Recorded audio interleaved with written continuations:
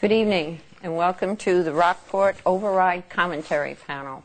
My name is Eileen Ford, and the panel consists of the following: John Tomaz, the DPW Director; Hope Kaufman, the Library Director; Tom McCarthy, the Chief of Police; Rosemary DiTullio, the Superintendent of Schools; Roxanne Thierry, Select Woman; and Sandy Jakes, the Chairman of the Finance Committee. And we're going to start with the Chairman of the Finance Committee, Sandy. Good evening and welcome to the panel. We've had a number of presentations throughout this budget season, and tonight is the final one for cable TV. What I wanted to just briefly go over was the piece of legislation known as Proposition 2.5 that I'm sure everybody is well aware of. Perhaps you're not aware that it actually was passed in 1980, some 27 years ago. The town of Rockport has participated with a number of initiatives, both as to general operating expense overrides, as well as things like debt exclusions for a variety of capital projects. This year, the Finance Committee has recommended to the town, to the voters at town meeting, which was passed, a $786,298 override. And we're going to talk about a whole bunch of aspects of that here this evening. Thank you. And now each one of the department heads will talk about what the override will mean. We'll talk about what the budget with the override will support by way of services their department delivers. And this will also include the department's capital items, if any, that are part of the override. And the first person to start that will be John Tomaz of DPW. Good evening. This override, to me, is a pivotal vote for the DPW because we are certainly at a crossroads as to the level of service we can provide to the residents of Rockport. A few weeks ago, I was attending an override meeting, and a gentleman stood up and said, I'm retired, I'm on a fixed budget, and to me, the town has to learn to live within that budget. We all understand that and appreciate that, but the request, at least for the DPW, as far as I'm concerned, is that this isn't a matter of living within my budget, because I've done that for years. It's actually providing a level of service that is acceptable to the residents of Rockport. And I'll give you 3 quick examples on that, 2 of which just happened in the past week. As you all know, we had a fairly significant storm last week where we had a lot of damage done all over town. Out on Long Beach, we had 4 stairs which were destroyed. For me to fix those stairs, this cost material is about $3,000.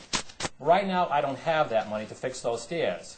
So the question for the folks on Long Beach is that, whereas normally you would have 13 stairs, you're probably going to have 9. Now, is that acceptable to you? I got a call today from someone from the South End who would like to have a railing or some sort of structure installed down on Pebble Beach so that some of the older folks can get down on Pebble Beach. If you've been down there, it's very sandy on one side, it's very stony, trying to get over there. And essentially, it's impassable for the older folks. And as I told her, I says, doing it's one thing, but again, to do it right, it's going to cost $2,000 to $3,000, money which I just don't have. It's the right thing to do is to build it, but again, if you don't have the money, you can't do it. The third thing, talking about capital, is that I put in requests for 2 one-ton dump trucks. And, of course, your first reaction is that, well, dump trucks drive around, pick up trash, whatever the case may be. It doesn't really directly impact a lot of folks in town.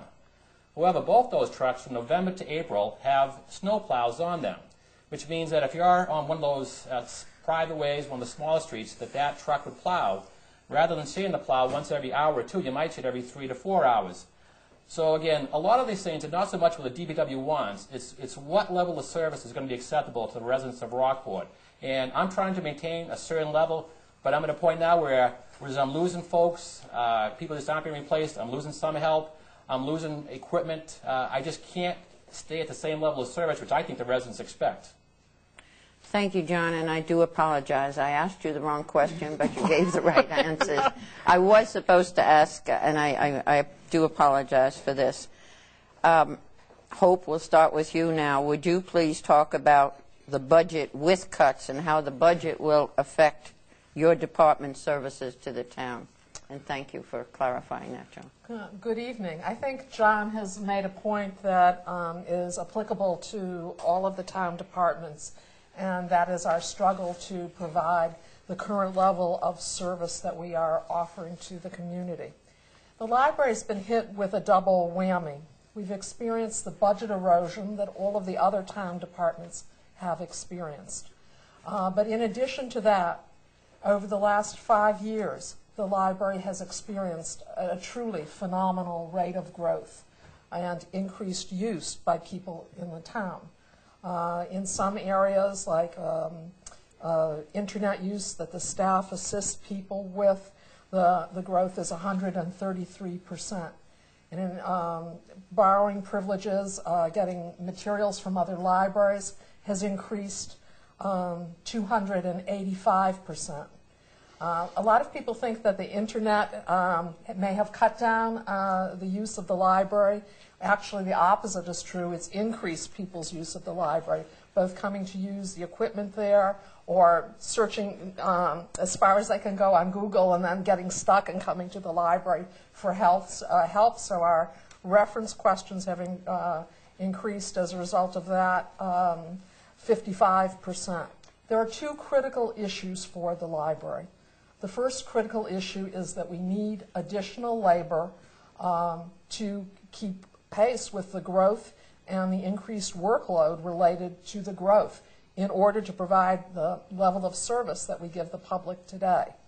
The second critical need for the library is to maintain our annual state certification, and there are rather dire consequences if those state requirements are not met and we lose certification.